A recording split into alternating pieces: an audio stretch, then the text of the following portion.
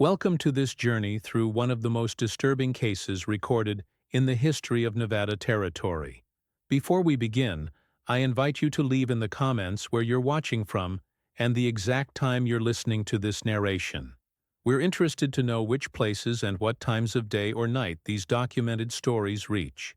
In the unforgiving landscape of the American frontier, beneath the scorching Nevada sun of 1876, a tale of supernatural vengeance unfolded that would remain buried in territorial archives for nearly a century. This is the documented account of what became known as the Silver Creek Incident, a series of events surrounding Evangeline Thorne and her establishment that served drinks with consequences no one could have imagined. The year was 1876. Nevada had achieved statehood just 12 years earlier, and the promise of silver, gold, and railroad expansion drew men from across the country to this harsh, unforgiving desert. Approximately 31 miles northwest of Virginia City, along what is now Highway 341, stood a small mining settlement called Silver Creek.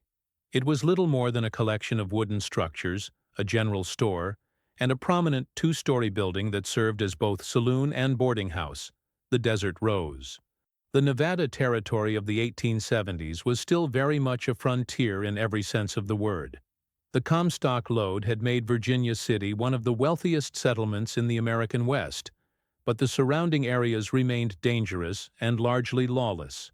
The Central Pacific Railroad had connected Nevada to California in 1869, but most of the territory remained accessible only by dangerous mountain trails and desert crossings. Mining camps appeared and disappeared with the discovery and depletion of ore deposits, creating a transient population of fortune seekers, criminals, and those fleeing their pasts. The federal government maintained minimal presence, primarily through military posts and scattered territorial marshals responsible for areas larger than some eastern states.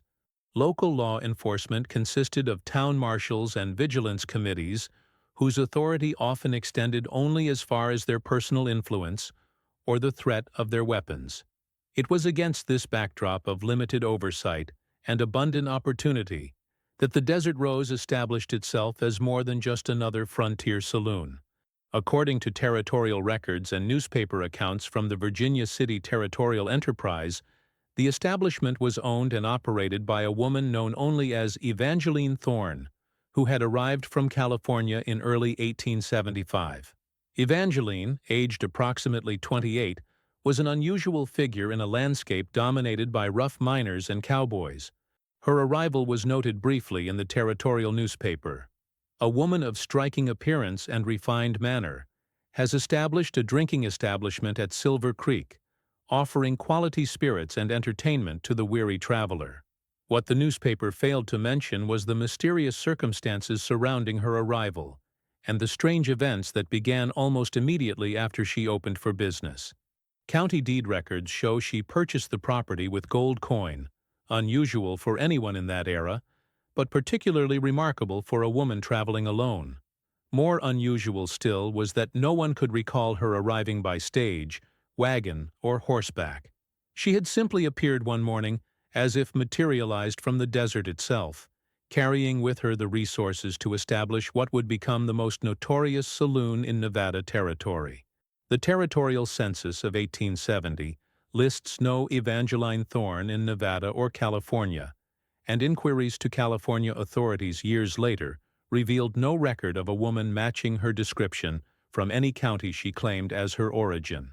It was as if she had emerged from the very earth of the desert, carrying with her a purpose that would not become apparent until it was too late for many unfortunate souls. The settlement of Silver Creek itself had a troubled history even before Evangeline's arrival. Founded in 1872 as a mining outpost after silver deposits were discovered in the nearby hills, it had briefly flourished before a series of violent incidents earned it a reputation as cursed ground among the more superstitious miners. In 1873, 5 prospectors were found dead in their claim, allegedly the result of a cave-in, though survivors reported hearing screams from underground long after the collapse.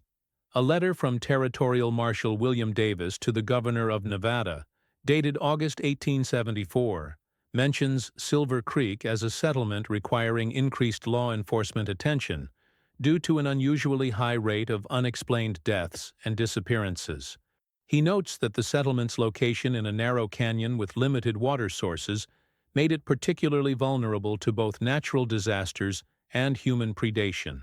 By the time Evangeline arrived, Silver Creek was in decline, with many miners having moved on to more promising claims elsewhere.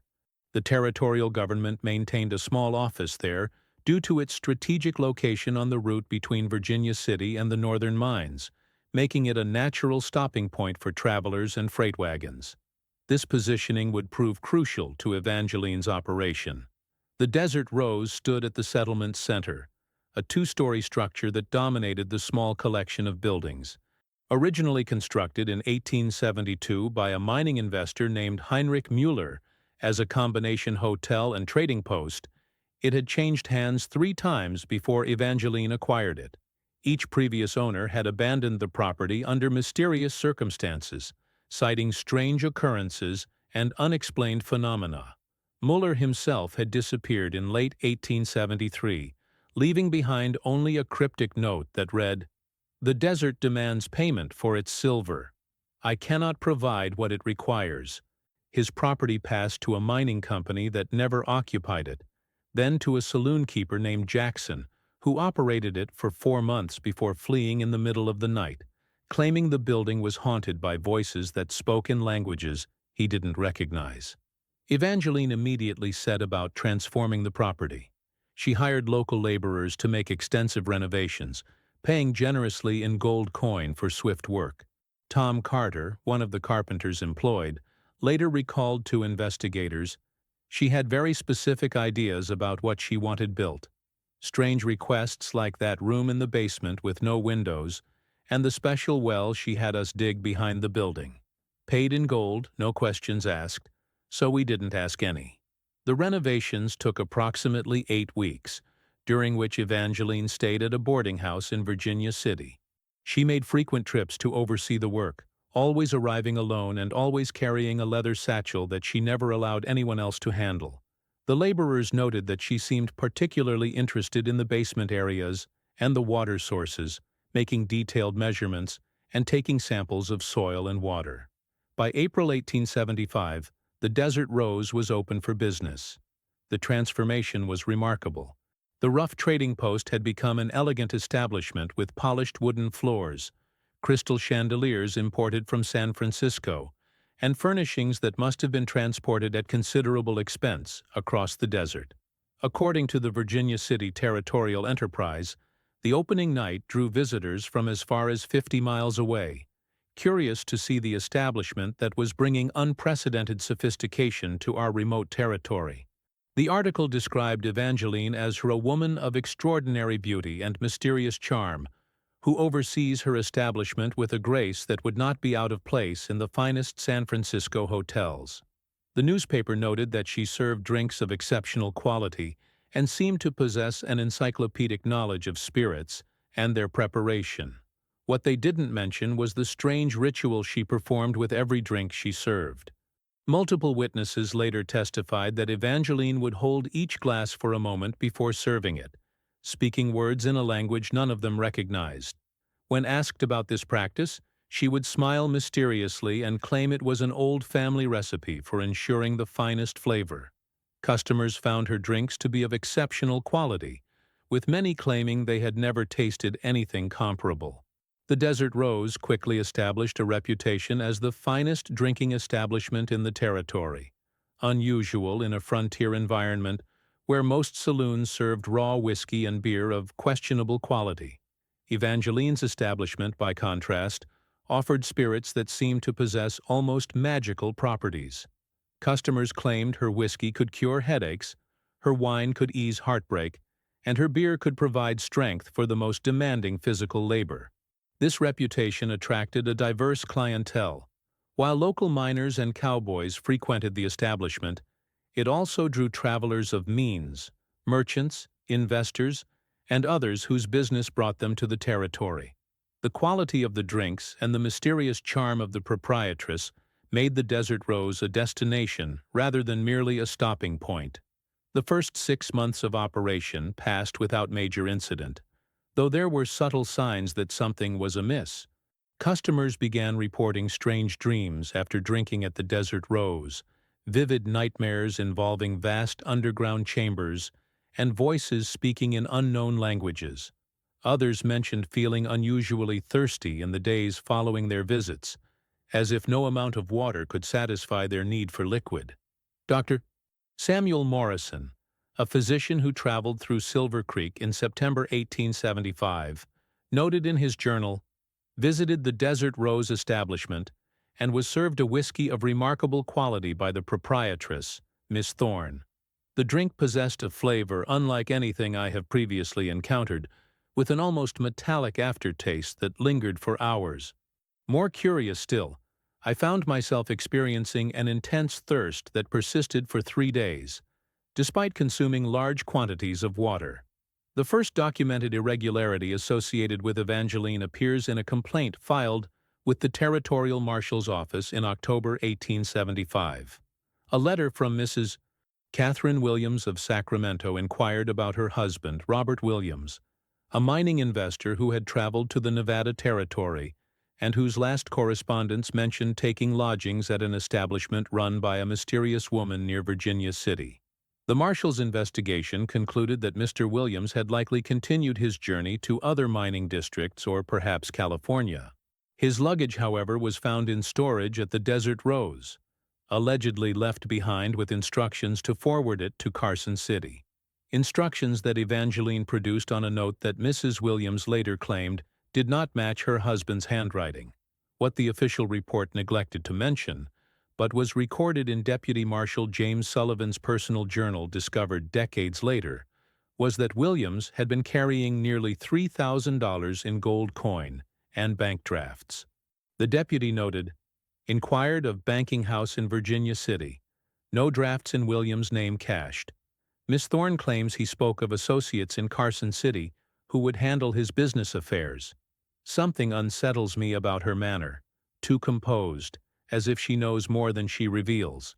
Robert Williams' background, pieced together from Sacramento business records and his wife's subsequent correspondence with authorities, reveals he was a 39-year-old former merchant who had accumulated wealth during the California gold rush. His journey to Nevada was for the purpose of evaluating several silver claims near Silver Creek. According to his last letter to his wife, dated September 28, 1875, he had found the claims promising and mentioned being served "Cars, the finest whiskey I have ever tasted, by a woman of remarkable beauty and intelligence." He was never seen again. This was the first thread in what would become a tapestry of disappearances associated with the Desert Rose establishment. Between September 1875 and March 1877, territorial records indicate that at least 9 men who visited the Desert Rose were never documented as having reached their next destination. What makes this case particularly disturbing is not just the disappearances themselves, but the strange phenomena that began to manifest in Silver Creek following Evangeline's arrival. Multiple residents reported that the town's water sources had begun to taste different, acquiring a metallic flavor similar to that described by customers of the Desert Rose. More troubling still, people began experiencing an insatiable thirst that no amount of water could satisfy. Martha Schultz, whose father operated the settlement's general store, later recalled, "Father noticed that after Miss Thorne opened her establishment, folks in town started buying more water than ever before. Not just visitors, but people who had lived here for years. They'd come in complaining of terrible thirst, buying barrel after barrel of water, but nothing seemed to help. Father said it was like they were trying to wash something out of their systems."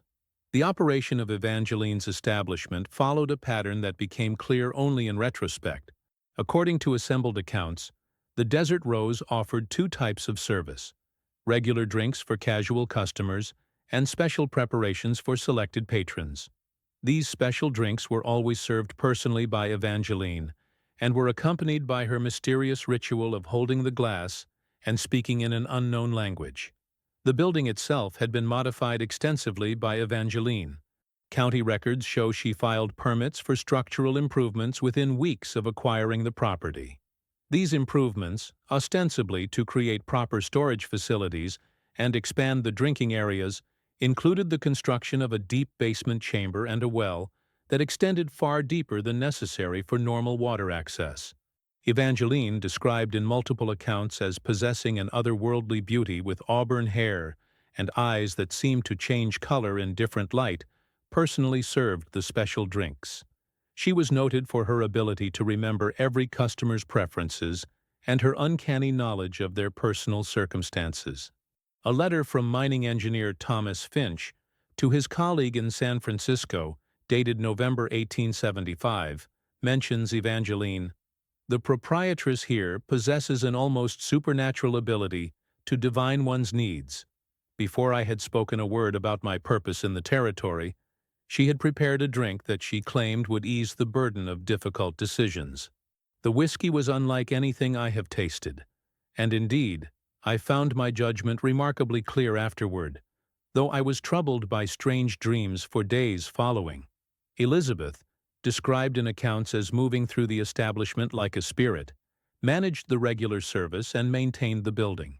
Where Evangeline was magnetic and engaging, Elizabeth was ethereal and mysterious. The contrast created an atmosphere that patrons found both alluring and unsettling. A diary entry from traveling merchant Samuel Tilson, who stayed overnight at the Desert Rose in December 1875, provides insight into the establishment's atmosphere. Miss Thorne serves drinks with a ceremony that borders on the ritualistic. This evening I observed her preparing what she called a special blend for a fellow guest, speaking words in a language that sounded ancient and holding the glass as if blessing it. The recipient claimed it was the finest drink he had ever tasted, though I noticed he seemed unusually pale afterward. The Desert Rose became known throughout the territory for its exceptional drinks and mysterious atmosphere. Unlike other frontier establishments that relied on quantity and strength, Evangeline's Saloon offered quality and experience. Customers traveled considerable distances specifically to visit the Desert Rose, drawn by reports of drinks that could provide everything from physical healing to spiritual insight. Dr. Michael Jenkins, a territorial physician who visited the Desert Rose in January 1876, wrote in his medical journal, "Miss Thorne claims her drinks are prepared according to ancient recipes passed down through her family. While I am skeptical of such claims, I cannot deny that her preparations seem to possess properties beyond normal spirits. A whiskey she prepared for my consumption appeared to relieve chronic pain I have suffered for years, though the relief was accompanied by disturbing visions." Jenkins' journal, published in part in the Nevada Medical Quarterly in 1958, continues, "More troubling than the immediate effects of Miss Thorne's drinks are the long-term consequences I have observed in regular patrons. Several exhibit signs of what I can only describe as spiritual depletion, as if something essential has been drawn from them. They speak of constant thirst and dreams of vast underground spaces filled with voices calling in unknown tongues." The case of Marcus Dalton provides a particularly well-documented example of Evangeline's methodology. Dalton, a 34-year-old cattle rancher from California, arrived at the Desert Rose on February 14, 1876. According to the stage company's records, he was traveling to Virginia City to negotiate the sale of cattle to mining operations. He carried substantial funds and letters of credit from California banks. Evangeline personally served him what she called a celebration drinker to mark his successful journey across the desert. Multiple witnesses observed the ritual she performed, holding the glass and speaking in her mysterious language, before presenting it to Dalton. He consumed the drink with evident pleasure, claiming it was the finest whiskey he had ever tasted. The following morning, when the stage was scheduled to depart for Virginia City, Dalton was found in his room, apparently dead from natural causes. Dr. Jenkins, who examined the body, noted in his report, "Subject appears to have died peacefully in his sleep, though the body exhibits unusual characteristics. The skin has a grayish pallor, and there is a complete absence of blood in the extremities, as if it has been drained away. Most peculiar is the expression of terror on the subject's face, suggesting his final moments were not as peaceful as the scene suggests. What no one knew at the time was that Evangeline had made a detailed study of ancient practices related to what she called essence extraction. Among her personal effects discovered after her disappearance was a collection of books on alchemy, ancient medicine, and what appeared to be necromantic practices, written in various languages, including Latin, Greek, and symbols that scholars could not identify. The first tangible evidence that something supernatural was occurring came in March 1876, when a severe earthquake caused a section of the hillside behind the Desert Rose to collapse, exposing part of the deep basement chamber Evangeline had constructed.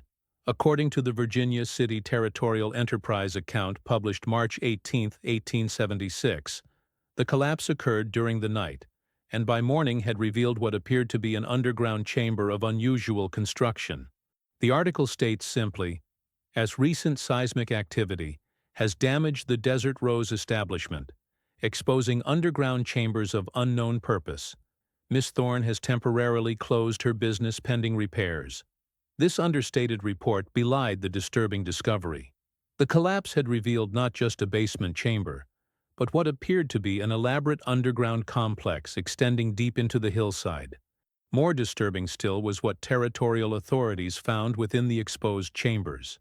The underground complex contained what appeared to be an alchemical laboratory, complete with distillation equipment, storage vessels containing unknown substances, and most troubling, what appeared to be human remains arranged in ritualistic patterns around a central well that extended far deeper than any normal water source. The discovery created immediate sensation throughout the territory and beyond. Unlike previous incidents involving missing persons, this one provided physical evidence of supernatural activities. The systematic nature of the underground complex, combined with the ritualistic arrangement of human remains, raised questions that territorial authorities were ill-equipped to address. The Nevada State Journal ran a front-page story on March 25, 1876, with the headline, "Mysterious Underground Chamber, Discovered at Silver Creek Saloon." The article described the find as worn evidence of practices that defy rational explanation, and noted that the proprietress has vanished, leaving behind only questions and the lingering effects of her strange influence. Territorial Marshal William Davis, under pressure from newspaper coverage and inquiries from California authorities about missing persons, authorized a comprehensive examination of the Desert Rose and its underground complex. What they found confirmed the worst suspicions and revealed evidence of practices that challenged contemporary understanding of the natural world. The underground laboratory contained equipment for distillation and chemical preparation, but also devices that served no identifiable scientific purpose. Most disturbing were the human remains, which showed evidence of having been drained of blood and other bodily fluids through methods that left no obvious wounds or trauma. Dr. Jenkins, who examined the remains, noted in his report, "The bodies appear to have been preserved through unknown means, maintaining the appearance of recent death despite evidence suggesting they have been deceased for months or years." More troubling still was the discovery of detailed records documenting Evangeline's activities. Written in multiple languages and using symbols that scholars could not decipher, the documents appeared to describe a process of extracting what she called Anu's life essence from living subjects and incorporating it into the drinks she served. The records suggested that each specially prepared drink contained elements drawn from previous victims, creating a cycle of supernatural predation. One document, partially translated by a classics professor from the University of California, appeared to describe the purpose of Evangeline's activities. The desert spirits demand payment for the silver taken from their domain.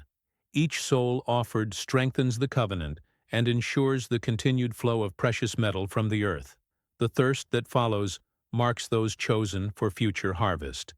Despite the overwhelming evidence of supernatural activity, Evangeline was never apprehended. On the night the underground chambers were discovered, she vanished from Silver Creek without a trace.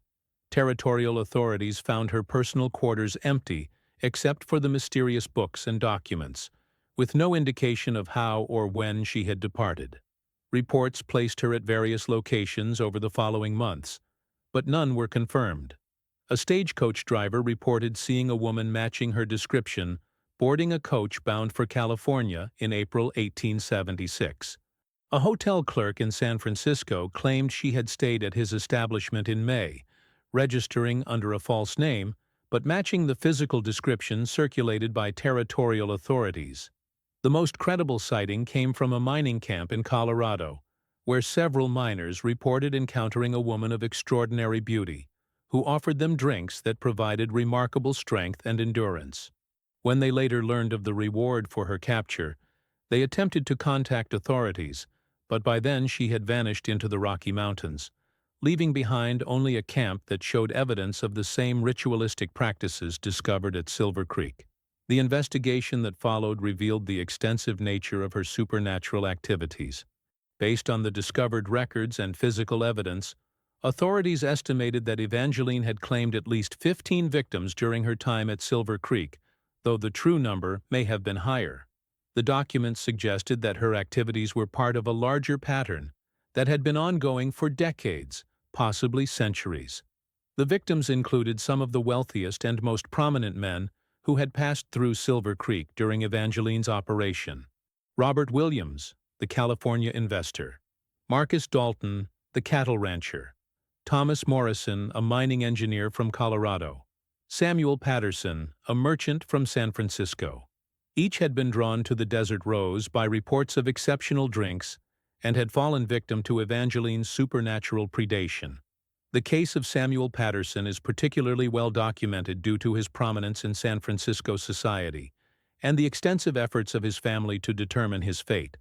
Patterson, a 42-year-old shipping company owner, had traveled to Nevada to explore potential business opportunities related to silver transport. According to territorial records, he arrived in Silver Creek on January 20, 1876, and took lodging at the Desert Rose. Evangeline personally served him what witnesses described as an elaborate ceremony involving multiple drinks prepared with different rituals. Patterson was observed to be in excellent spirits following the consumption, claiming he felt more alive and energetic than he had in years. He retired to his room that evening, apparently in perfect health. The following morning, he was found dead in circumstances similar to Marcus Dalton. Dr. Jenkins' examination revealed the same mysterious characteristics: complete absence of blood, grayish pallor, and an expression of terror that contradicted the peaceful appearance of the scene. Most disturbing was the discovery that Patterson's body weight had decreased by nearly 30 pounds overnight, though there was no evidence of any physical trauma or illness. When Patterson failed to return to San Francisco as scheduled, his family hired private investigators to determine his fate. The investigation revealed not only the circumstances of his death, but also evidence that similar deaths had occurred at establishments operated by women matching Evangeline's description in other territories over the previous decade. The financial impact of Evangeline's activities extended beyond the immediate victims. Property and funds belonging to the missing men had vanished along with their lives, and the territorial government faced numerous claims from families seeking compensation. More troubling still was the ongoing effect on Silver Creek itself, where residents continued to suffer from the supernatural thirst that had begun during Evangeline's operation. Dr. Jenkins documented the continuing effects in a report submitted to territorial authorities in June 1876. The residents of Silver Creek continue to exhibit symptoms that defy medical explanation. They consume enormous quantities of water yet remain constantly thirsty. Many report dreams of underground chambers and voices calling in unknown languages. Several have developed an aversion to sunlight and prefer to conduct their activities during nighttime hours. The territorial government, faced with evidence of supernatural activity that challenged contemporary understanding, chose to classify the case as involving unknown criminal activities rather than acknowledge the possibility of genuine supernatural phenomena. Official reports described Evangeline as a criminal who had used unknown drugs or poisons to kill her victims, though this explanation failed to account for the physical evidence or the ongoing effects on the community. The desert rose itself was not immediately demolished. Records indicate it remained empty for several months before being purchased by a mining company that intended to convert it into offices. However, workers reported feeling uncomfortable in the building, particularly in the basement areas where the underground complex had been discovered. A territorial surveyor's report from August 1876 notes, "Cannot complete assessment of Desert Rose property due to unusual atmospheric conditions in the building. Workers report feeling watched and hearing voices from the sealed basement areas. Recommend demolition rather than renovation." The building was eventually destroyed in a fire of suspicious origin in September 1876. Local residents reported that the flames burned with unusual colors and that the smoke carried the scent of unknown spices. The land remained vacant thereafter, and the settlement of Silver Creek gradually declined as mining operations shifted to more productive areas. By 1880, it was essentially abandoned, becoming one of many ghost towns dotting the Nevada landscape. However, unlike other abandoned settlements, Silver Creek retained a reputation for supernatural activity that persisted long after its abandonment. The case of Evangeline might have faded entirely from memory had it not been for a University of Nevada historical research project in 1955. Graduate student Howard Biggs, researching territorial crime patterns, discovered references to the case in archived territorial reports. His subsequent investigation, including interviews with elderly residents who remembered the incidents and archaeological examination of the former Desert Rose site, brought the case back to public attention. Biggs' master's thesis, "A Supernatural Predation on the Nevada Frontier, the Evangeline Thorne Case," remains the most comprehensive academic analysis of the events. Biggs' work was significant not just for documenting Evangeline's activities, but for exploring the intersection of frontier conditions and supernatural phenomena. What made Evangeline so effective, Biggs wrote, was not merely her supernatural abilities, but her understanding of frontier psychology and social dynamics. She recognized that in a society where men were isolated from family and community, those who provided comfort and pleasure would be trusted even when that trust proved fatal. The archaeological excavation conducted as part of Biggs' research uncovered additional evidence that had been missed in the original investigation. The foundations of the underground complex were exposed, along with artifacts including alchemical equipment, preserved specimens, and personal items belonging to victims that had not been recovered in 1876. Most significantly, Biggs discovered that the deep well Evangeline had constructed extended nearly 200 feet into the earth, far deeper than necessary for water access. Analysis of soil samples from various depths revealed traces of substances that could not be identified by contemporary chemistry, suggesting that Evangeline had been accessing or communicating with something deep beneath the desert surface. In 1967, additional material came to light when renovations to the old territorial courthouse in Carson City revealed a hidden compartment containing correspondence between Evangeline and several territorial officials. These letters, written in the same mysterious symbols found in her laboratory documents, suggested a network of supernatural influence that had extended far beyond Silver Creek. The most significant of these documents was a letter dated February 1876, just weeks before Evangeline's disappearance, written in English and apparently intended for territorial authorities. The letter read, "The covenant grows stronger with each offering. The desert spirits are pleased with the quality of souls provided and have promised greater rewards for continued service. The silver flows more freely now, and those who partake of my gifts carry the mark that will call them home when the time comes."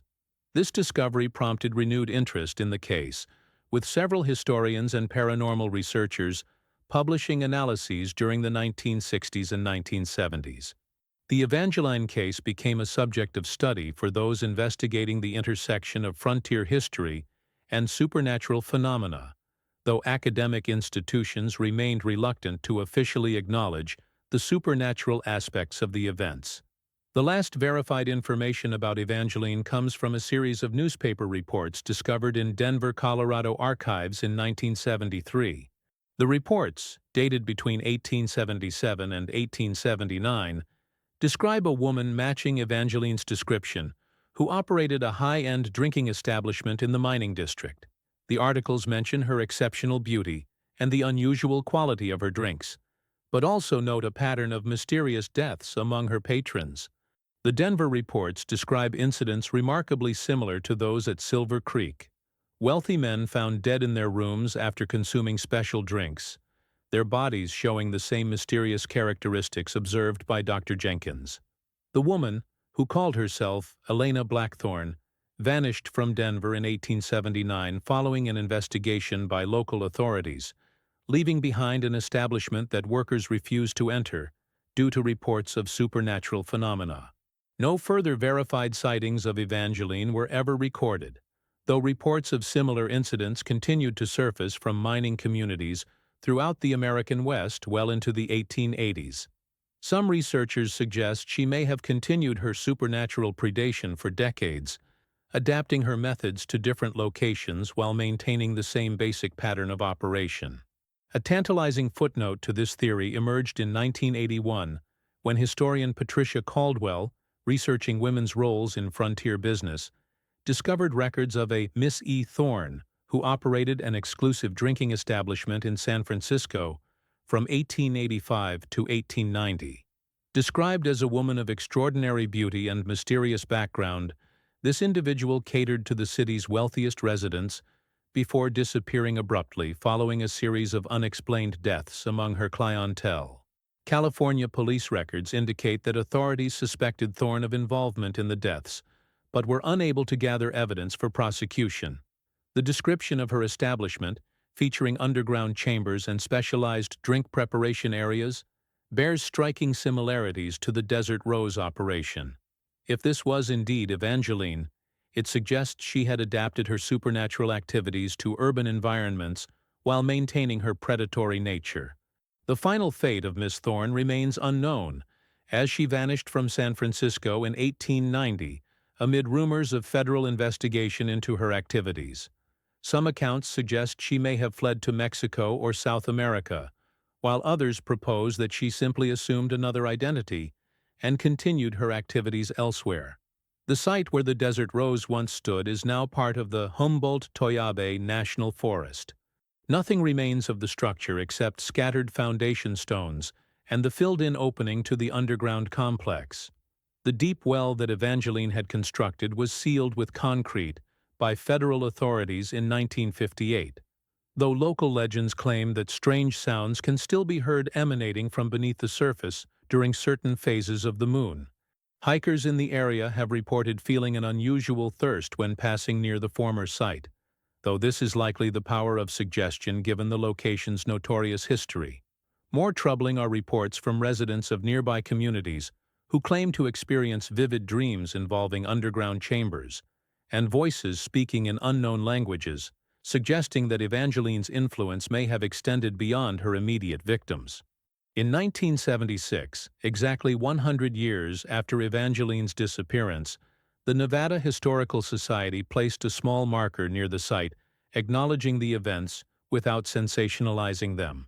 The plaque reads simply, "Near this site stood the Desert Rose Saloon, 1875-1876, where Evangeline Thorne served drinks that carried a price beyond money, a reminder of the mysteries that lie beneath the surface of our recorded history." The case has continued to fascinate historians, paranormal researchers, and the public. It has been the subject of numerous books, articles, and at least 2 documentary films, though mainstream academic institutions remain reluctant to acknowledge the supernatural aspects of the events. The combination of frontier setting, mysterious female protagonist, and unexplained phenomena makes it a compelling chapter in Western history. Perhaps most disturbing is the possibility that Evangeline was not unique. The frontier offered ample opportunity for those with supernatural abilities to operate with minimal oversight, and the transient nature of the population made disappearances easy to dismiss or ignore. How many other such predators existed, using the chaos and isolation of frontier life to conceal activities that defied natural explanation? Historian David Nelson, in his analysis of Frontier Mysteries, notes, "The mythology of the West focuses on gunfighters and outlaws, men whose crimes were visible and understandable. Far less attention is paid to those who operated in the shadows, particularly women who used supernatural abilities to prey upon the isolated and vulnerable." The Evangeline case challenges our conventional understanding of frontier history and the nature of reality itself. In an era when scientific understanding was limited and supernatural explanations were more readily accepted, her activities represented a form of predation that exploited both human weakness and cosmic forces beyond contemporary comprehension. Dr. Margaret Ramsey, professor of folklore studies at the University of Nevada, observes in her 1998 analysis, "The Evangeline case represents a convergence of frontier conditions and supernatural phenomena that created perfect hunting grounds for predators who operated beyond the boundaries of natural law." Her success depended not just on supernatural abilities, but on understanding the psychological vulnerabilities of men isolated from civilization. The case raises disturbing questions about the nature of reality and the possibility that supernatural forces have influenced human history in ways that conventional scholarship refuses to acknowledge. The residents of Silver Creek knew something was wrong with Evangeline's establishment, yet the quality of her drinks and the pleasure they provided created a conspiracy of willful ignorance that enabled her predation. As territorial judge William Hayes wrote in his private journal, found among his effects after his death in 1892, "The Evangeline matter represents a failure not merely of law enforcement, but of human wisdom. When we allow pleasure to override caution, when we ignore evidence of supernatural evil in favor of immediate gratification, we invite forces into our world that we cannot control or comprehend." The psychological aspects of the Evangeline case have attracted attention from modern paranormal researchers. Dr. Sarah Morrison, in her 2005 analysis, "Supernatural Predation in Frontier America," suggests that Evangeline represented a form of entity that has appeared throughout human history, adapting its methods to exploit the specific vulnerabilities of different eras and cultures. In the Evangeline case, Morrison writes, "We see evidence of what folklore traditions would classify as a succubus, or energy vampire, an entity that feeds on human life force rather than blood or flesh." The frontier environment provided ideal conditions for such predation, with isolated men far from family and community support systems becoming easy targets for supernatural manipulation. Morrison notes that while most accounts of supernatural predation focus on sexual seduction, Evangeline's methods were more sophisticated, using the social ritual of drinking and the promise of enhanced experience to lower her victims' defenses. Her drinks served as both bait and delivery system, providing immediate pleasure while facilitating the extraction of life essence that sustained her supernatural existence. The long-term effects on Silver Creek's residents, Morrison suggests, indicate that Evangeline's influence extended beyond her immediate victims. The supernatural thirst experienced by the community may have been a form of marking or claiming, identifying potential future victims, or creating a reservoir of life force that she could access remotely. The last word on Evangeline appropriately belongs to one who witnessed her operation firsthand. Dr. Samuel Morrison, the physician who had consumed one of her special drinks, wrote in his final journal entry before his death in 1889, "I have spent 13 years trying to understand what I experienced at the Desert Rose, and I am no closer to comprehension than when I first tasted her cursed whiskey. The thirst she awakened in me has never been satisfied, and I fear it never will be." He continued, "What troubles me most is not that she was a supernatural predator, but that she was so effective at concealing her true nature. She appeared to be everything men desired: beautiful, mysterious, attentive to their needs. Only too late did her victims realize that she was everything they should have feared: evil that wears the mask of pleasure is the most dangerous evil of all. Today, the story of Evangeline serves as a dark footnote in Nevada territorial history, a reminder that some thirsts can never be satisfied, and some prices are too high to pay, no matter how sweet the drink that demands them. For those traveling through central Nevada, the old Silver Creek site lies just off the modern highway, unmarked and largely forgotten. The desert wind still blows across the location where the desert rose once stood, carrying away the last physical traces of Evangeline's presence. But in archives and memories, in the dreams of those who live in nearby communities, and in the persistent legends of supernatural thirst that can never be quenched, the story of the Saloon girl's free drink continues to disturb those who encounter it. A stark reminder of frontiers where pleasure and pain were separated by the thickness of a glass, and where the most beautiful smile might conceal the most terrible hunger. The desert keeps its secrets well, but sometimes, on nights when the moon is dark and the wind carries strange scents across the sand, travelers report hearing the sound of glasses clinking in toast to bargains that should never have been made. And in the deepest places beneath the Nevada desert, where silver veins run like arteries through ancient stone, something still waits for the thirst to call its chosen ones home.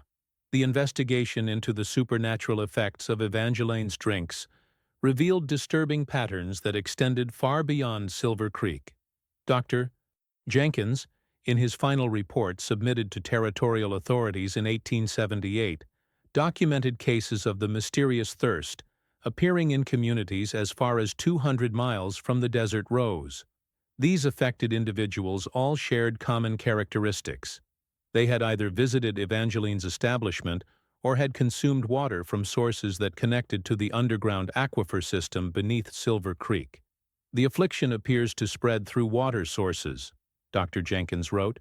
Those who drink from contaminated wells or streams develop the same insatiable thirst experienced by Silver Creek residents. More troubling still, they begin to experience the same dreams of underground chambers and hear the same voices calling in unknown tongues. It is as if Miss Thorne's influence has poisoned the very water table of the region. This discovery led to one of the most unusual public health investigations in territorial history. Federal authorities, working with territorial officials, attempted to map the extent of water contamination and identify all potentially affected communities. What they found challenged contemporary understanding of both geology and supernatural phenomena. The underground water system beneath Silver Creek extended in a complex network that reached communities throughout central Nevada. More disturbing still, geological surveys revealed that the deep well Evangeline had constructed connected to natural caverns that extended far deeper than any previous exploration had discovered. Core samples taken from various depths showed evidence of mineral compositions that did not match known geological formations in the region. Professor William Hartwell of the California Geological Survey, who participated in the investigation, noted in his report, "The cavern system beneath Silver Creek appears to extend to depths that may reach the Earth's core. The mineral samples recovered from the deepest accessible points contain elements that do not appear in any known periodic table. Most disturbing is the discovery of what appears to be organic material at depths where no life should be possible." The organic material Professor Hartwell referenced proved to be one of the most puzzling aspects of the entire case. Laboratory analysis revealed tissue samples that appeared to be human in origin, yet showed signs of preservation that suggested extreme age, possibly thousands of years. More troubling still, the tissue samples continued to show signs of life even after removal from their underground environment. Dr. Elizabeth Crenshaw, a biologist from the University of California who examined the samples, reported, "The tissue exhibits cellular activity that defies explanation. Despite being removed from its original environment and subjected to laboratory conditions, it continues to metabolize and even appears to respond to external stimuli. Most remarkably, when exposed to human blood, the tissue shows increased activity and what can only be described as feeding behavior." These discoveries prompted federal authorities to classify the entire Silver Creek investigation under national security provisions, limiting public access to information about the case. Official reports released to the public described the incident as involving unknown chemical contamination, while the supernatural aspects were relegated to classified documents that would not be declassified until the 1970s. The cover-up was largely successful, with most contemporary accounts focusing on the criminal aspects of Evangeline's activities rather than the supernatural phenomena. However, the effects of her presence continued to manifest in ways that could not be entirely concealed from public attention. Throughout the late 1870s and early 1880s, newspapers across the American West reported incidents of mysterious illnesses characterized by insatiable thirst and disturbing dreams. The affected individuals invariably had some connection to water sources that originated in the Nevada territory, leading to speculation about widespread poisoning or contamination. The San Francisco Chronicle published a series of articles in 1879 investigating what they termed the Nevada thirst, documenting cases of the mysterious affliction appearing in California communities that received water from Nevada sources. The articles described victims who consumed enormous quantities of water yet remained constantly thirsty, often developing an aversion to solid food and preferring to sustain themselves entirely on liquids. More disturbing were reports of behavioral changes in affected individuals. Family members described loved ones becoming increasingly nocturnal, avoiding sunlight, and preferring to conduct their activities during nighttime hours. Many developed an obsession with digging, spending hours excavating holes in their yards or basements, as if searching for something buried deep underground. Dr. Morrison documented several cases of affected individuals who claimed to receive communications through their dreams, messages delivered in the same unknown language that witnesses had heard Evangeline speaking during her drink preparation rituals. Some reported being given specific instructions to travel to particular locations, always in desert regions where they would disappear for days or weeks before returning with no memory of their activities. One particularly disturbing case involved a San Francisco businessman named Charles Whitman, who had visited the Desert Rose in January 1876, just weeks before Evangeline's disappearance. Whitman survived his encounter with Evangeline, but began experiencing the characteristic thirst within days of returning home. Over the following months, his condition worsened until he was consuming nearly 20 gallons of water daily, yet remained constantly dehydrated. In March 1877, Whitman disappeared from his San Francisco home, leaving behind only a note written in symbols that matched those found in Evangeline's laboratory documents. His family hired private investigators to locate him, eventually discovering that he had traveled to a remote area of the Mojave Desert, where he had spent 3 weeks digging a shaft nearly 50 feet deep before local authorities found him. When questioned about his activities, Whitman claimed to have no memory of the journey or the excavation. However, he reported vivid dreams of vast underground chambers filled with pools of liquid that glowed with their own light. In these dreams, he said, beautiful women with voices like Evangeline's called to him from the depths, promising relief from his terrible thirst if only he could dig deep enough to reach them. Whitman's case was not unique. Throughout the 1880s, similar incidents occurred across the American West, always involving individuals who had some connection to Nevada water sources or who had visited establishments operated by women matching Evangeline's description. The pattern suggested that her influence was spreading, either through supernatural contamination of water supplies or through a network of similar entities operating throughout the frontier. The federal investigation, led by a secretive government agency that would later become part of the Department of the Interior, attempted to track and contain what they classified as supernatural contamination events.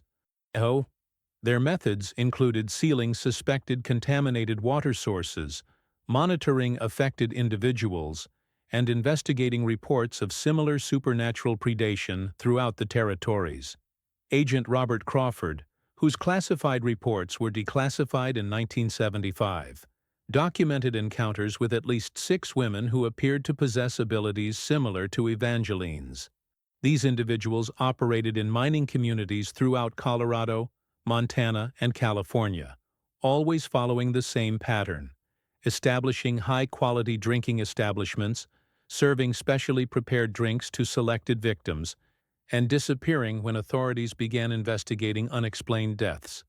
Crawford's reports suggest that these women were part of a larger supernatural network, possibly serving entities or forces that existed in the deep underground spaces beneath the American West. His final report, submitted in 1885, concluded, "The Evangeline incident appears to be part of a coordinated supernatural invasion that has been ongoing for decades. The entities involved seem to be using human agents to harvest life force from surface populations, possibly in preparation for some larger emergence or manifestation."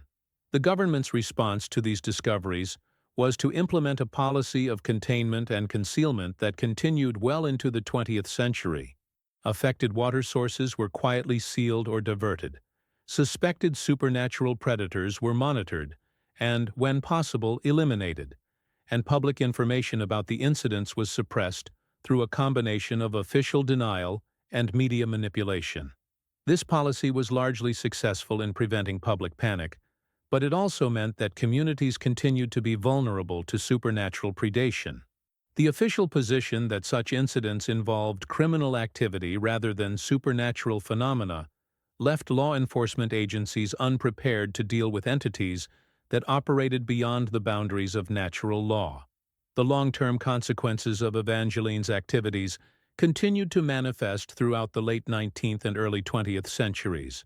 Geological surveys conducted in the 1920s revealed that the underground cavern system she had accessed continued to expand, with new chambers and passages appearing in areas where none had previously existed.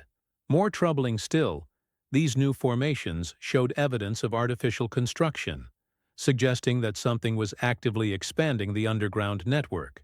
Mining operations in the region began reporting unusual phenomena in the 1890s, including the discovery of chambers that appeared to be artificially constructed but showed no evidence of human tools or techniques. These chambers invariably contained pools of liquid that glowed with phosphorescent light and emitted sounds that miners described as resembling human voices speaking in unknown languages. Several mining companies abandoned profitable claims after workers refused to continue operations in areas where these chambers were discovered. Company records, preserved in the Nevada State Archives, document numerous incidents of miners disappearing in underground areas, only to be found days later in a state of delirium, claiming to have been called by voices from deep within the earth. The most significant of these incidents occurred in 1894 at the Consolidated Silver Mine, located approximately 15 miles from the former site of Silver Creek. Miners working the deepest levels of the operation broke through into a natural cavern system that appeared to connect to the network Evangeline had accessed. The initial exploration team reported finding evidence of recent human habitation, including furniture and personal effects that appeared to date from the 1870s. More disturbing was the discovery of what appeared to be a shrine or altar, constructed around a natural pool of the same glowing liquid found in other chambers. The pool was surrounded by personal items that mining company officials later identified as belonging to individuals who had disappeared from various communities throughout Nevada over the previous 2 decades. The mining company immediately sealed the chamber and ceased operations in that section of the mine, but not before several workers had consumed small quantities of the glowing liquid, claiming it relieved their thirst and provided remarkable energy. Within weeks, these workers began exhibiting the same symptoms that had affected Silver Creek residents: insatiable thirst, disturbing dreams, and a compulsive need to dig deeper into the earth. The Consolidated Silver Mine incident prompted a renewed federal investigation, this time involving military personnel trained in what government documents euphemistically termed unconventional threats. The investigation team, led by Colonel James Mitchell, attempted to map the full extent of the underground network and determine the nature of the entities or forces that appeared to inhabit it.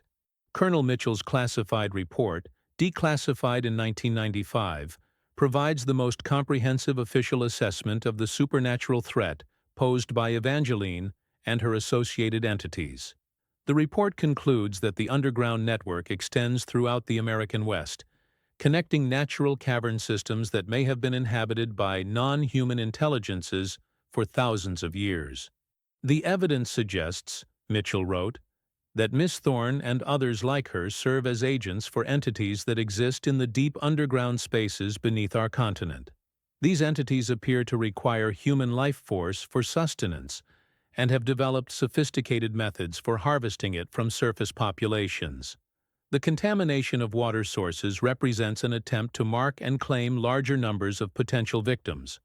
Mitchell's report recommended a comprehensive program of underground exploration and containment, including the construction of monitoring stations at key points in the cavern network and the development of countermeasures against supernatural predation. However, the cost and complexity of such a program, combined with the need for absolute secrecy, resulted in only limited implementation of his recommendations.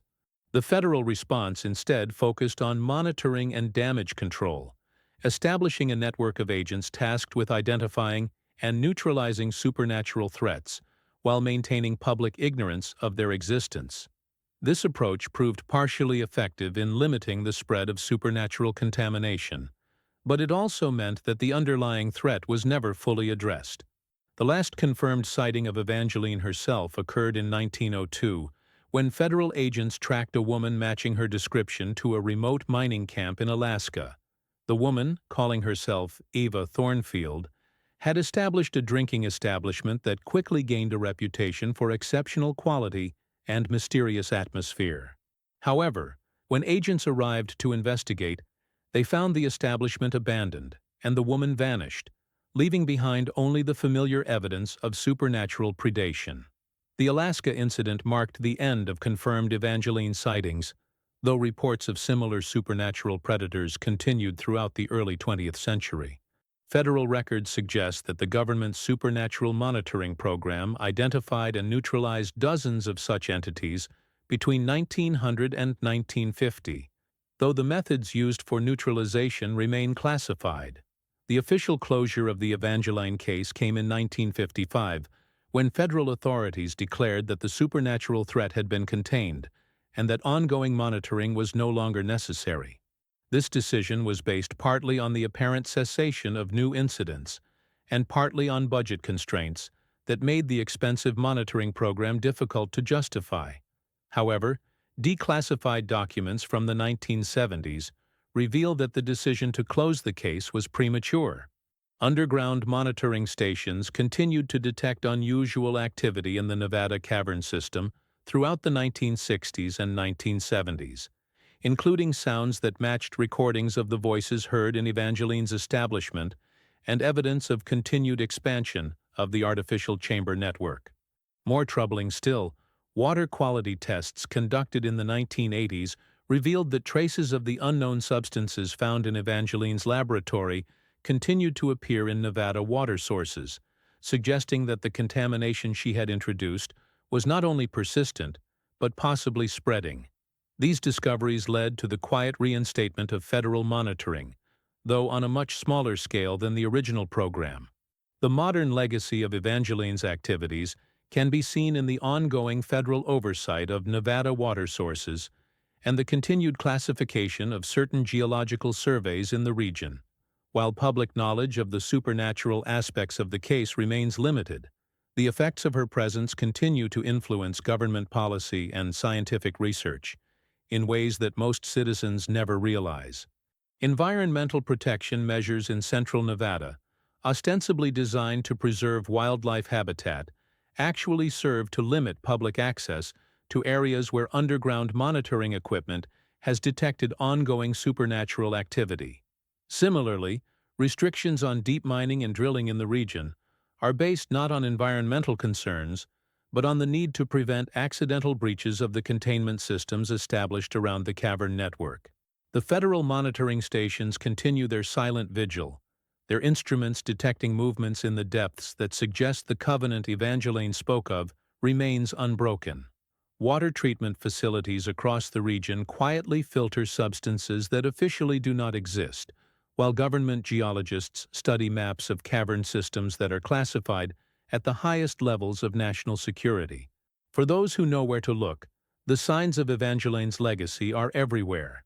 In the unusual mineral content of certain Nevada springs, in the migration patterns of desert wildlife that avoid specific areas for no apparent reason, and in the dreams of residents who live above the ancient network of chambers where something waits with infinite patience for the right moment to emerge.